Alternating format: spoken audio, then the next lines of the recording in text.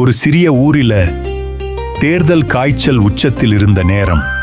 அந்த ஊரின் மிக பிரபலமான அரசியல் தலைவன் பிரபா. அவரை சுற்றி தொண்டர்கள். வேலைகள் வேகமாக நடக்கிறது. அவர் சொல்வதுதான் சட்டம், அவர் பார்வைதான் தீர்ப்பு. அந்த நேரத்தில் அவருடைய நண்பர் செந்தில் அங்கே வருகிறாரு. அவர் அமைதியாக எல்லாவற்றையும் கவனிக்கிறாரு. அப்போது ஒரு தொண்டர் ஓடி வந்து, அண்ணே, நீங்க சொன்ன மாதிரி கொடி கம்பத்தை படுக்க போட்டு அளந்தேன், 50 அடி இருக்கு என்று சொல்கிறான். அதற்கு பிரபா சற்று யோசித்து, சரி, இப்ப அதை நிற்க வைத்து 2வது மாடியில் இருந்து அளந்து வா என்று சொல்கிறார்.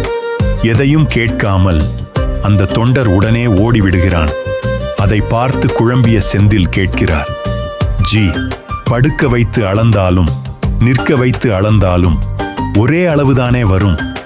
அதற்கு பிரபா சிரித்தபடி, ஒருவன் இப்படி யோசிக்க ஆரம்பிச்சா நாளைக்கு தலைவராகி விடுவான். எனக்கு தேவையானவன் கேள்வி கேட்காமல் சொன்னதை செய்பவன். அவன் எப்போதும் தொண்டனாகத்தான் இருப்பான். தலைமைக்கு தேவையானது கீழ்ப்படிதல் இல்ல, சிந்திக்கும் தைரியம்தான்.